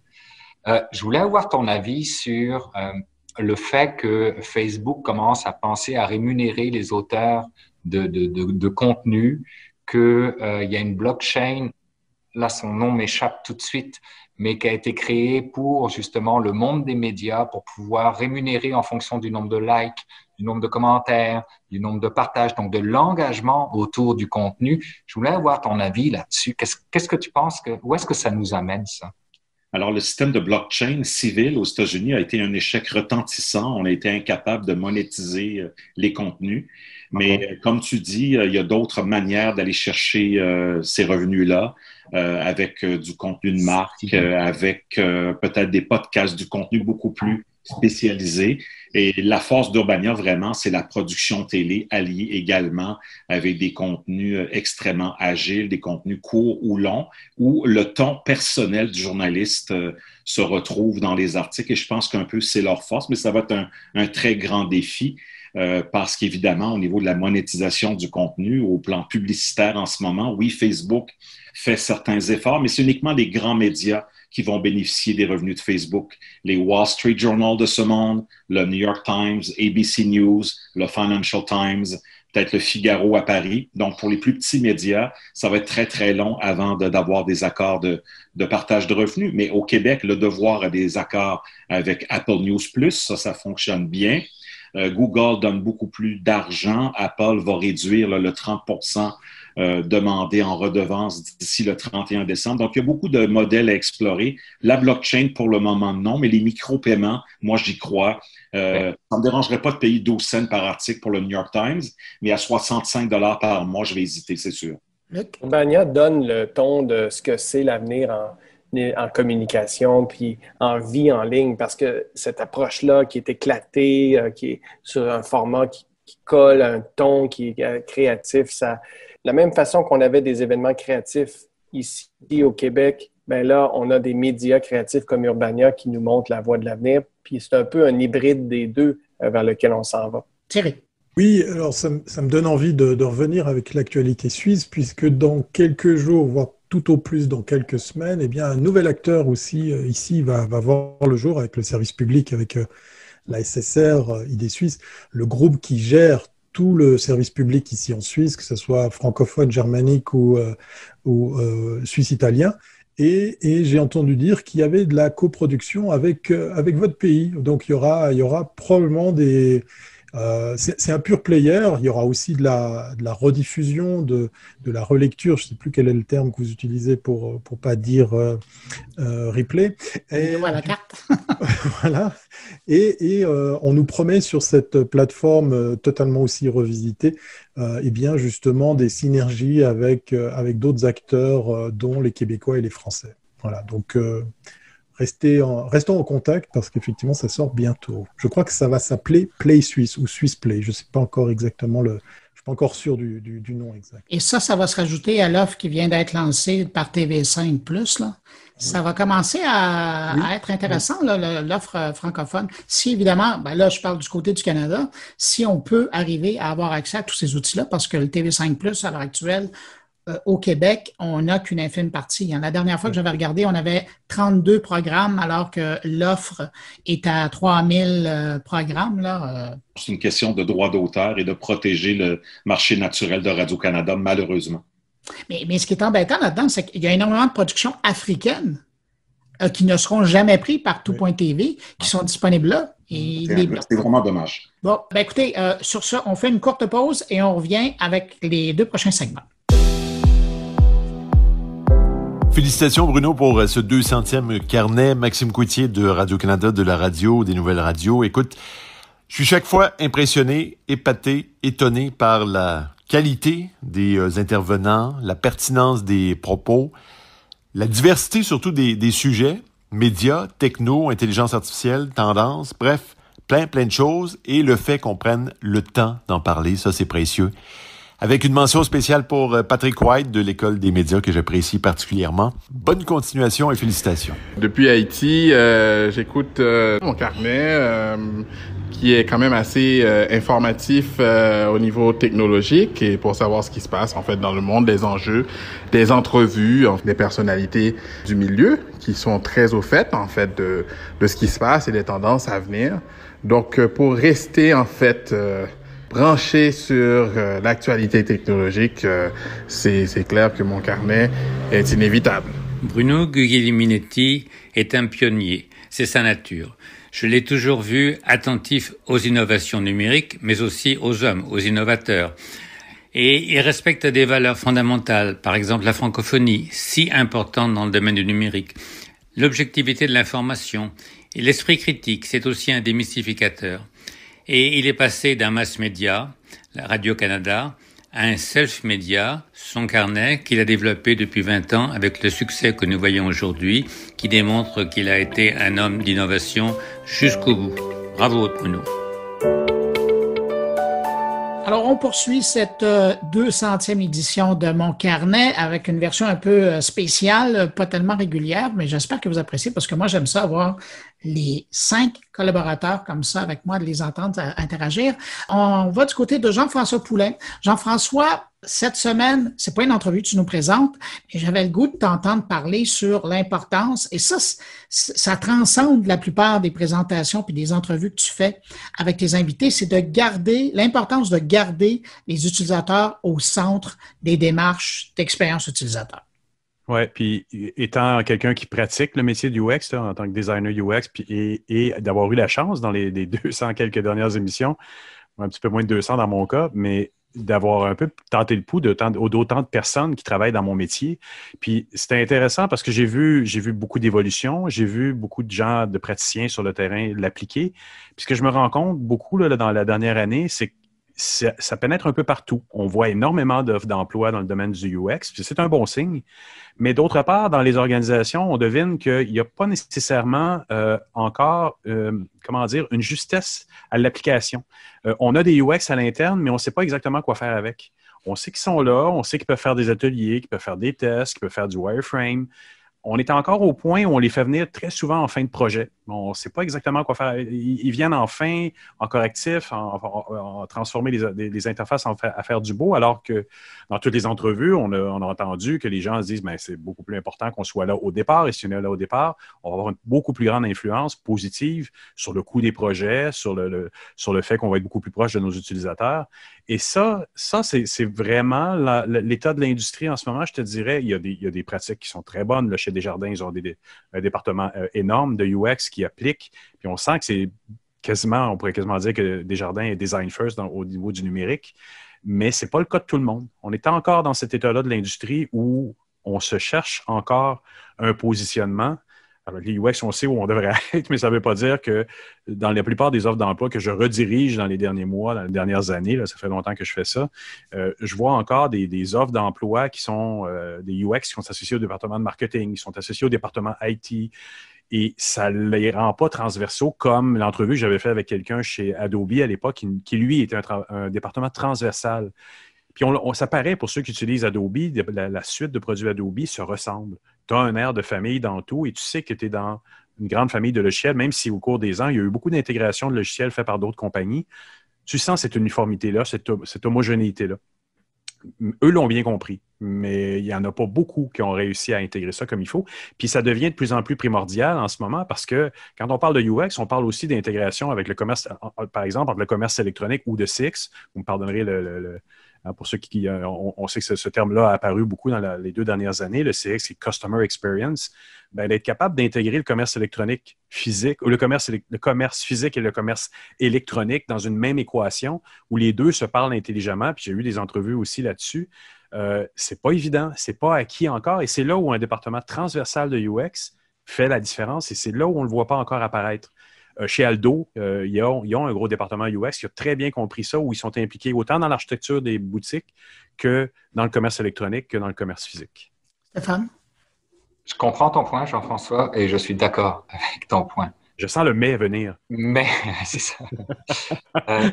Moi, j'ai l'impression qu'au début d'un projet, quand les gens UX sont autour de la table ou de design UX, perdent leur temps. Parce que le projet, on n'est qu'à son début, les objectifs ne sont pas définis, les cibles ne sont pas définies. C'est comme si j'avais l'impression qu'ils avaient d'autres choses à faire de plus important en attendant qu'on ait défini et circonscrit un peu mieux le projet avant de les embarquer. Mais là, ce que tu me dis, c'est que plus on les embarque tôt, mieux c'est. Ben, c'est-à-dire que je considère qu'un UX qui maîtrise bien son travail va faire des ateliers de design thinking également, donc qui va amener et qui peut amener cette spécialisation-là. Il faut dire que le UX s'est défini aussi dans les dernières années en tout ce qu'il y a de conception, tout ce qu'il y a de recherche en amont que tu viens de décrire, à mon avis, mais qui peut être fait par d'autres gens aussi.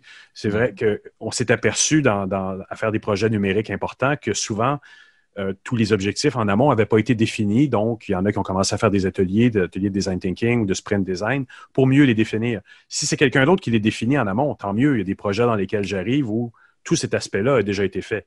Mais il y a des fois où ça ne l'est pas non plus. J'ai une question pour toi. As-tu l'impression que l'importance que le HEC Montréal a donnée au UX dans sa formation, est-ce que tu as l'impression que ça va aider à une meilleure compréhension de l'intégration du UX dans le processus créatif pour les entreprises québécoises? Ça va aider, mais je te dirais qu'en même temps, il y a un énorme manque parce qu'il n'y a pas encore beaucoup d'institutions universitaires qui se donnent la peine de donner des méthodologies qui se rapprochent de ça. La Polytechnique en donne un peu à ceux qui étudient en ingénierie ou en design industriel. Le HEC, oui, au niveau du commerce électronique. Mais au niveau du design, par exemple, à l'UQAM, c'est complètement absent. Il n'y a pas de cours de design, de UX, en fait, de méthodologie, de tests, etc. Et ça, c'est un très, très, très grand manque dans le système éducatif au Québec. L'ETS s'en vient avec un programme. Là, ils ont embauché quelqu'un dernièrement et on espère que ça aille plus loin. Mais c'est un manque, effectivement. Luc Sirois. Je voulais peut-être juste souligner que c'était la chaire Prompt HEC qui parlait du UX. Et là, je m'excuse. Là, c'est le directeur général de Prompt qui vient de parler. Oui, j'ai d'ailleurs interviewé Pierre Majoric, donc oui, on les connaît bien. Mais ce que je voulais amener, c'était en lien avec les événements. Il y a un livre que j'aime beaucoup, là, mais pour moi, c'est une bible, c'est The Power of Moments de Chip Heath.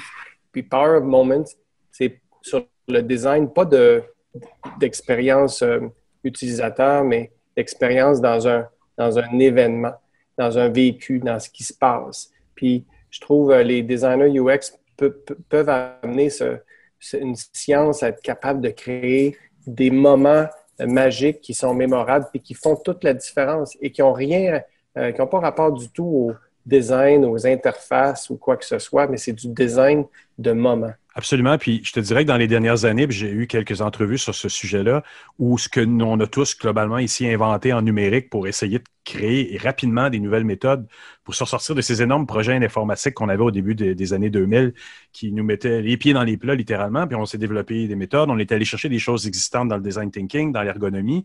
On a mis tout ça en place. Puis on dirait que là, 20 ans plus tard, là, il y a un effet positif. On est en train de voir des applications de ça dans le domaine de l'analogique. Il y a des choses qui sont reprises dans d'autres industries, comme le design industriel, connaissaient déjà ces méthodes-là, mais qui sont en train de faire revenir des gens qui sont passés par le numérique pour venir les aider à réappliquer ça. Dans l'événementiel, ça doit arriver également.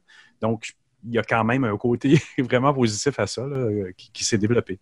Même chez les Desjardins, chez les institutions et tout ça, tu as une expérience client, puis des fois, c'est des petites choses qui font toute une différence. Surtout dans le bancaire, dans les assurances, vous savez, au niveau de la chaire de recherche au HEC, que la plupart des collaborateurs sont de ce monde-là, parce que la petite différence ergonomique dans une interface peut représenter des centaines de signatures de contrats supplémentaires. Bien, merci Jean-François, tu vois, ça a soulevé de l'intérêt et des questions. On termine avec Stéphane Ricoul. Stéphane, on ne reviendra pas sur TikTok, tu en as amplement parlé sur plein de plateformes. Donc, à quelque part, c'est un peu la suite parce qu'après TikTok, ce qu'on est en train de voir arriver, c'est l'importance et surtout la démarche que sont en train de faire les gros joueurs du jeu vidéo envers les gros joueurs de la distribution. Oui, puis si tu élèves ça même un cran plus haut, je trouve qu'il se passe actuellement des choses à la fois complexes, à la fois simples, puis effrayantes au niveau de la donnée. On le sait, là, je le martèle, la donnée, c'est l'élément clé, c'est le socle, c'est la clé de voûte de l'économie numérique aujourd'hui. Et oui, TikTok est un bon exemple. On reviendra pas sur ce soap sino-américain, puis il y en a d'autres soaps qui sont en train de venir. Cette semaine, je vais parler des jeux vidéo, effectivement. Puis peut-être qu'à un moment donné, je vais parler des semi-conducteurs parce qu'on sait que Trump vient d'interdire l'exportation de certains semi-conducteurs auprès de fabricants de matériel chinois. Puis tout ça, c'est intimement lié avec la donnée. Puis le jeu vidéo, pour revenir là-dessus, c'est Epic Games qui a sorti la hache de guerre contre Apple et Google, contre les fameux 30%, la taxe Apple que Apple prend dans son App Store, puis qui dit que, en gros, là, c'est outrageux que de prendre un pourcentage aussi énorme, et ont décidé de bypasser le App Store au niveau du paiement pour, même si Fortnite, qui est le jeu phare de Epic Games, est gratuit, il y a quand même un magasin où vous pouvez acheter des tenues de guerriers dans Fortnite. Et ils ont contourné le système de paiement de Apple en mettant à la disposition des joueurs leur propre système de paiement, ce qui a fâché Apple, ce qui a créé cette guerre-là qui s'est transportée vers les tribunaux, etc., etc. Puis là, Fortnite a brandi le fait que en interdisant Epic Games dans le App Store de Apple, ils interdisaient un nombre de jeux phénoménal parce qu'ils avaient leur moteur qui s'appelle Unreal Engine de développement de jeux vidéo. Et que donc, que Apple bloquait tout ça à tout le monde. Apple dit non, etc. Et il y a une juge qui a décidé que, parfait, Epic Games, vos jeux interdits du App Store, je ne me mêle pas de ça, mais le moteur de développement de jeux va être réautorisé dans le App Store. Donc là, ils sont entre deux chaises, très inconfortables, ils ne savent plus quoi faire avec ça. Mais ce que moi, je me dis, c'est que ce qu'on observe surtout entre la Chine et les États-Unis actuellement, c'est une guerre au niveau de la donnée. Qui va rester propriétaire de la donnée pour son exploitation? Donc, il y a un danger, il y a une éthique, il y a une sécurité liée à ça. Donc, Donald Trump, il a beau être Donald Trump, il a raison de dire qu'il y a un enjeu de sécurité autour de la data. Puis c'est intéressant de parler d'Epic Games parce que, bon, peu de gens, c'est pas annoncé nulle part, là, mais il y a un fort pourcentage des investissements qui sont faits chez Epic Games qui viennent de Chine. Alors de là, l'illustration de ton propos. À 40% détenu par Tencent. Exactement. Jean-François, tu voulais réagir? Oui, tu parles de données, Stéphane, mais en même temps, moi, ce que je retiens dans ce que tu dis, c'est qu'on est aussi dans un monde qui a diamétralement changé par rapport au début de l'industrie, quand on a commencé dans les années 2000, puisqu'on a à peu près tous le même âge ici autour de la table. On travaillait pour Internet et sur Internet, et maintenant on travaille pour des énormes plateformes. Quand on travaille pour concevoir une app, on la conçoit pour le système Android ou pour le système Apple et rien d'autre. On peut à la limite faire quelque chose qui va être une web app qui fonctionne sur le web, mais l'équation principale de notre métier change vraiment beaucoup maintenant parce qu'on dépend de ça. Et j'entends même des gens, des clients parfois dire YouTube m'a banni, ou je vois ça sur les médias, mais en sous-entendant l'Internet ne m'aime plus. Non, YouTube, tu avais un contrat avec YouTube. Quand tu as signé au début, tu avais une entente pour dire telle chose ou telle chose et tu n'as pas respecté et tu as été coupé. Ce n'est pas Internet. Tu étais sur une plateforme privée. Donc, il y a cette conception-là de l'Internet libre, elle a switché à l'Internet des GAFA, puis ça change complètement, ça change l'équation de nous aussi, puis comme tu le dis, il y a une éthique aussi là-dedans qui nous amène à ramener nos clients, ramener les gens avec qui on travaille, à réfléchir en fonction de l'Internet tel qu'il était aussi, ce qui est beaucoup plus sécurisant pour une entreprise d'être globalement sur Internet, mais aussi accessoirement avoir des antennes sur ces grandes plateformes-là. La grande difficulté, là, c'est qu'on les a laissés devenir très gros, les GAFA. Puis aujourd'hui, ils sont tellement puissants que c'est très, très difficile de faire un retour en arrière. Thierry? Oui, justement, je rebondis sur les propos de Jean-François. Tu parles de contrat et ça m'invite justement à réagir. Il me semble que le contrat, il était assez clair pour les éditeurs de logiciels. Moi-même, j'ai pour certains clients développé des applications sur ces App Store. Est-ce que c'est vraiment un débat autour de la data ou c'est vraiment un problème d'argent? C'est vrai que 30%, c'est énorme, il faut pas se leurrer, mais la machine de guerre qu'il y a derrière, elle est puissante, elle est rodée. On n'a normalement pas de souci quand on va télécharger une application quand on est sur iOS versus d'autres moyens d'installer quelque chose sur son téléphone mobile. Moi, je me pose la question, peut-être, alors j'ai une vision différente que vous êtes sur le territoire, le continent américain, j'aime bien les propos par rapport à la data, par rapport au lien avec la Chine, mais moi, je pense à l'argent. Alors, c'est peut-être parce que je suis suisse. J'ai l'impression, moi, de mon côté, que ça commence à énerver plus d'un de mettre autant d'argent, enfin, de donner autant d'argent à un opérateur comme Apple qui fait juste, et je mets des très, très grosses guillemets, mais mettre à disposition une plateforme pour distribuer des applications. Est-ce que c'est 50-50? Est-ce que c'est vraiment que la data plus que l'argent? Est-ce que c'est plus l'argent? J'aimerais bien avoir votre avis là-dessus. Stéphane? Je peux aussi laisser les autres parler, mais c'est le concept de la plateforme qui, elle, va agir sur le concept de la multitude. Et ces plateformes-là, je reviens à ce que je disais tantôt, sont rendues tellement grosses, en offrent tellement en termes de valeur qu'elles ont la mainmise là-dessus. L'argent, oui, c'est important. Le 30%, il est important, mais regarde, quand Epic Games a mis à disposition son propre système de paiement, ils ont fait moins 20%. Ils n'ont pas fait moins 30%, ils ont fait moins 20%. Donc, le cash, c'est important pour eux aussi. Puis ces deux compagnies, au passage, ils sont multimilliardaires, là. Ils n'en ont pas de souci d'argent. Donc, c'est pour ça que je me dis que la guerre, elle n'est probablement pas économique, mais plus politique avec l'accès à la donnée. Patrick, je serais curieux de t'entendre là-dessus parce que les médias qui sont présents sur Internet, pour faire un clin d'œil à ce que Jean-François disait, ils sont aussi pris pour être présents sur les réseaux sociaux, sur les grands canaux. Tu parlais du devoir qu'a fait une entente avec Apple News. C'est aussi pour aller rejoindre du monde. Oui, puis on s'en va vers une plus grosse réglementation des GAFA. L'Australie est en train d'agir et va peut-être devoir, les médias et les citoyens ne pourront plus possiblement partager des contenus Facebook compte tenu de ce qu'ils veulent faire à l'égard de Facebook et Instagram. La France a gagné contre Facebook. Facebook a donné 120 millions d'euros au fisc français il y a 2 semaines pour les 10 dernières années, mais 120 millions d'euros, c'est des peanuts. C'est absolument rien. Les partages de revenus avec les grands médias américains, ça touche uniquement les grands médias américains. J'imagine que le Globe and Mail, la presse, Radio-Canada vont recevoir de l'argent de Facebook éventuellement, mais je pense qu'on se dirige vers des poursuites qui vont peut-être amener le démantèlement des GAFA ou encore une plus grande réglementation. L'Europe est en premier plan là-dessus. L'Australie, le Canada va suivre. Il y a un projet de loi qui va être déposé dans les prochaines semaines pour l'équité fiscale, parce qu'il faut rappeler que ces entreprises-là font de l'évasion fiscale sur toute la ligne. Alors, il y a un gros travail à faire de concertation pour un meilleur équilibre fiscal et le partage des revenus avec les médias d'information également. Ça va peut-être vouloir dire que les plateformes vont se régionaliser aussi à ce moment-là.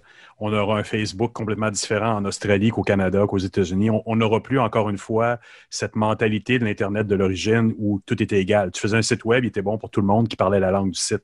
Alors maintenant, on va peut-être avoir une régionalisation. Tu n'auras plus le même Facebook en Australie qu'ailleurs. Puis ça va être un peu triste dans ce sens-là parce qu'on n'aura plus l'impression de cette justesse ou cette communication internationale. Réflexion intéressante là-dessus. Écoutez, je vois le temps passer et ça va être le temps de clore cette 200e édition de Mon Carnet. Écoutez, messieurs, je veux absolument vous remercier en mon nom, mais aussi au nom des auditeurs, des auditrices qui écoutaient cette édition, parce que c'était formidable de vous avoir comme ça tous et de vous entendre et réagir aux propos l'un de l'autre. Jean-François Poulain, Thierry Weber, Stéphane Ricoul, Patrick White, Luc Sirois. Moi, là, comme animateur et comme producteur du podcast, je vous remercie infiniment pour votre engagement et votre implication et votre contribution hebdomadaire à ce rendez-vous-là. Je vous remercie. Je vous dis au revoir. Je pense que c'est important de dire, puis tout le groupe va se joindre à moi pour le saluer, que tu es notre grand Sherpa dans le monde du numérique. Toute ton audience attend avec impatience ton podcast hebdomadaire pour comprendre qu'est-ce qui se passe puis avoir des perspectives allumées sur le numérique et sur l'innovation et sur le monde. Merci beaucoup. Merci, Bruno. Merci. Bon 200e. Merci beaucoup à tous. Et puis, quant à moi, je remercie les auditeurs qui ont pris le temps de nous envoyer des témoignages. C'est venu de partout sur la planète. La preuve que Mon Carnet va rejoindre des gens sur les 5 continents et peut-être même ailleurs, mais eux m'ont rien envoyé. Et puis, ce sera peut-être pour la 300e. Et puis, je vous donne rendez-vous donc à vendredi prochain pour une nouvelle édition de Mon Carnet, édition régulière où on va retrouver tout le monde dans leurs bonnes vieilles habitudes. Merci beaucoup. Au revoir. Portez-vous bien.